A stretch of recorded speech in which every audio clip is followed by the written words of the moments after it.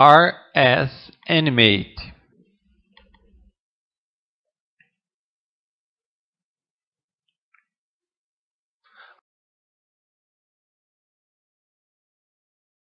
A crise do capitalismo. Seria a hora de olhar além do capitalismo para uma nova ordem social que nos permitiria viver dentro de um sistema que poderia ser responsável, justo e humano? Tá bem, passamos por esta crise e existem todos os tipos de formatos explicativos e é interessante observar os diferentes gêneros. Um deles é que é tudo sobre a fragilidade humana. Quer dizer, Alan Greenspan se refugiou no fato que é a natureza humana. Ele disse, não se pode fazer nada a respeito, mas existe um mundo inteiro de explicações que dizem que o instinto predador é o instinto para dominar, os delírios dos investidores, e a ganância, e tudo mais. Então existe todo um leque de discussão sobre isso. E claro, quanto mais aprendemos sobre a rotina de Wall Street, passamos a entender que existe um pouco de verdade em tudo aquilo. O segundo gênero é o de que existem falhas institucionais, que os reguladores estavam dormindo no ponto. O sistema bancário obscuro inovou fora de sua jurisdição, etc, etc, etc. E então as instituições tiveram que ser reconfiguradas. E teve que ser um esforço global pelo G20 ou alguma coisa assim. Então olhamos para o nível das instituições e pensamos que ele falhou e que precisa ser reconfigurado. O terceiro gênero é, por assim dizer, todos estavam obcecados por uma falsa teoria. Eles leram muito Hayek e acreditavam na eficiência dos mercados. E está na hora de voltarmos a alguma coisa parecida com Keynes, ou levamos muito a sério a teoria de Hyman Minsky a respeito da inerente instabilidade das atividades financeiras. O próximo gênero diz que tudo isso tem a ver com origens culturais. Nós não ouvimos muito disso nos Estados Unidos, mas se você estiver na Alemanha ou na França, muitos dirão que isso é uma doença anglo-saxã. E isso não tem nada a ver com a gente.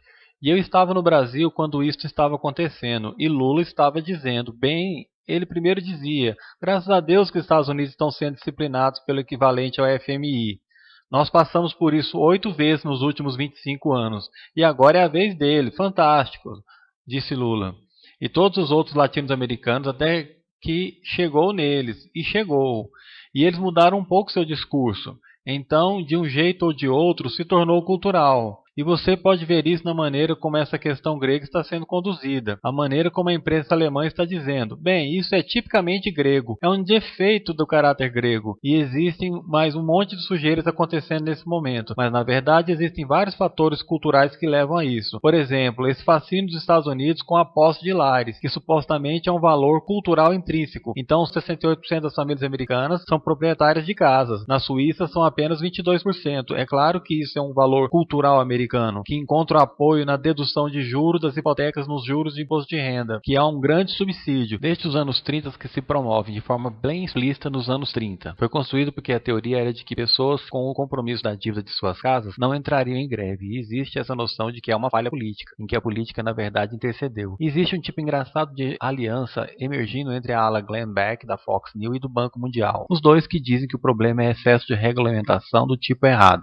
Então existem todos esses modos e todos eles têm uma certa dose de verdade. E os escritores habilidosos vão escolher uma ou outra dessas perspectivas e escrever uma história que na verdade será uma história bem plausível sobre isso. Eu pensei comigo mesmo, bom, que tipo de história plausível posso escrever? Qual delas é nenhuma das anteriores? Que é uma das coisas que eu sempre pensei e não é difícil de fazer, particularmente quando você vem de uma perspectiva marxista. Você sabe, não existem muitas pessoas que tentam fazer essa análise de uma maneira marxista. E eu fui, na verdade, guiado para isso por essa coisa que aconteceu na Escola de Economia de Londres há mais ou menos 1 ano e meio atrás, quando Sua Majestade a Rainha perguntou aos economistas, como vocês não viram que isso ia acontecer? Ela não falou exatamente dessa forma, mas você entendeu, é um sentimento. E eles ficaram bem irritados, e ela na verdade chamou o chefe do Banco da Inglaterra e disse, como foi que você não viu que isso ia acontecer? E então a Academia Britânica promoveu isso, juntou todos esses economistas e eles vieram com essa carta fabulosa para Sua Majestade. E foi na verdade surpreendente, a carta dizia, bem, você sabe, muitas pessoas dedicadas, inteligentes e espertas passaram sua vida trabalhando em aspectos dessa coisa muito seriamente. Mas uma coisa que a gente esqueceu foi o risco sistêmico. Que ela disse o quê? E eles continuaram a falar da política de negação e todo o resto. Então eu pensei, bem, você sabe, risco sistêmico. Posso traduzir isso em um termo marxista. Você está falando sobre as contradições internas da acumulação de capital. E talvez eu deva escrever algo sobre as contradições internas da acumulação de capital e tentar descobrir o papel da crise em toda a história do capitalismo. E o que é específico e especial nessa crise dessa vez? E existem duas maneiras que eu pensei que faria isso. Uma era olhar para o que aconteceu desde os anos 70 até agora. E a tese é que muitas vezes a forma da crise atual é muito dita pela maneira que saímos da última. Que o problema lá atrás, em 1970, era o poder excessivo do trabalho na relação com o capital. Que, portanto, a saída da crise anterior foi disciplinar o trabalho. E nós sabemos como isso foi feito.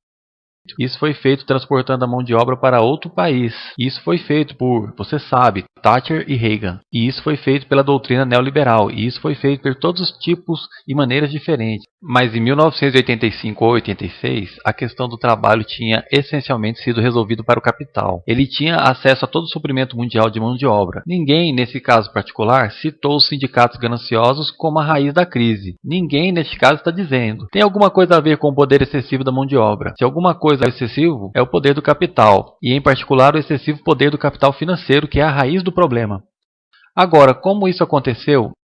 Bem, como estamos desde os anos 70 numa fase que chamamos de repressão, os salários permanecem estagnados. A participação dos salários na renda nacional de todos os países da OECD vem caindo vertiginosamente. Vem caindo vertiginosamente até na China. Então, cada vez menos o trabalho está sendo pago em forma de salários. Bem, salários acabam por ser também dinheiro que compram bens. Logo, se você diminui os salários, então você tem um problema com de onde a sua demanda vai vir. E a resposta era: bem, pegue os seus cartões de crédito. Nós vamos dar cartões de crédito a todo mundo. Então, nós vamos superar, por assim dizer, o problema da demanda efetiva, expandindo a economia de crédito. E as famílias americanas e inglesas praticamente triplicaram sua dívida nos últimos 20, 30 anos. E grande parte dessa dívida, é claro, está no mercado imobiliário. E de tudo isso surge uma teoria que é muito importante, que diz que o capitalismo nunca soluciona seus problemas de crise. Ele se move em torno deles geograficamente. E o que estamos vendo agora é um movimento geográfico disso. Todos dizem, bom, tudo bem, tudo está começando a se recuperar nos Estados Unidos. Então a Grécia quebra e todo mundo vai. E o PIGS? Você sabe. E é interessante, você teve uma crise financeira no sistema financeiro. Você meio que parcialmente solucionou isso, mas às custas de uma suprema crise de dívida. Na verdade, se você olhar para o processo de acumulação de capital, você vê um número de limites e um número de barreiras. E tem uma linguagem maravilhosa que Marx usa no Grundrisse, no qual ele fala sobre como o capital não pode sustentar um limite. Ele tem que transformar isso em uma barreira que ele então rodeia ou transcende. Daí, quando você observa o processo de acumulação, você percebe onde as barreiras e limites poderiam estar. E um modo simples de olhar para isso é dizer: veja, o processo de circulação típico da acumulação é assim. Você começa com algum dinheiro, então vai a um mercado e compra mão de obra, poder e meios de produção. Então você os coloca para trabalhar com uma determinada tecnologia e estrutura organizacional e você cria uma mercadoria, que então você vende pelo valor original mais um lucro. Agora você pega parte do lucro e reinveste numa expansão por motivos muito interessantes. Agora existem duas coisas sobre isso. Uma delas é que há um número de barreiras aqui. Como é que o dinheiro se juntou no lugar certo, na hora certa e no volume certo? Isso leva à engenhosidade financeira. Assim, toda a história do capitalismo tem sido a respeito de inovação financeira. E inovação financeira tem o efeito também de aumentar o poder dos financiadores. E o poder excessivo dos financiadores, às vezes, eles ficam gananciosos, sem dúvidas. E se você observar os lucros financeiros nos Estados Unidos, eles estão em alta depois de 1990. Eles estão subindo assim. Lucros na indústria estão caindo assim. E você vê o desequilíbrio nesse país. Eu acho que a maneira como esse país ficou do lado da cidade de Londres contra a indústria inglesa desde os anos 50 para frente, teve sérias implicações para a economia desse país. Você, na verdade, ferrou a indústria para manter os financiadores felizes. Qualquer pessoa sensata hoje se juntaria a uma organização anticapitalismo. E você tem mesmo que se juntar. Porque, caso contrário, nós teremos uma continuação. E perceba que é uma continuação de todos os tipos de aspectos negativos.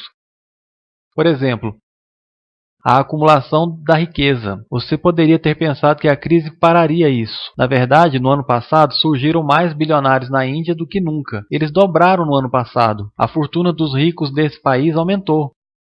Só no ano passado, o que aconteceu foi que os principais proprietários de fundos de hedge tiveram remunerações pessoais de 3 bilhões cada, em um ano.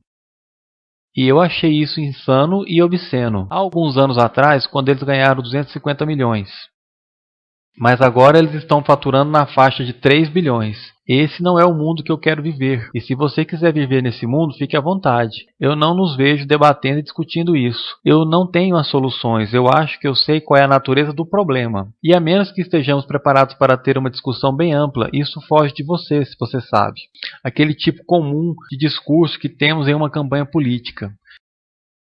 E você sabe, tudo vai ficar bem ano que vem se você votar em mim. Bem, isso é besteira. Você deveria saber que isso é besteira e dizer que é. E para mim, nós temos um dever. Aqueles de nós que são acadêmicos e seriamente envolvidos com o mundo para realmente mudar nosso modo de pensar.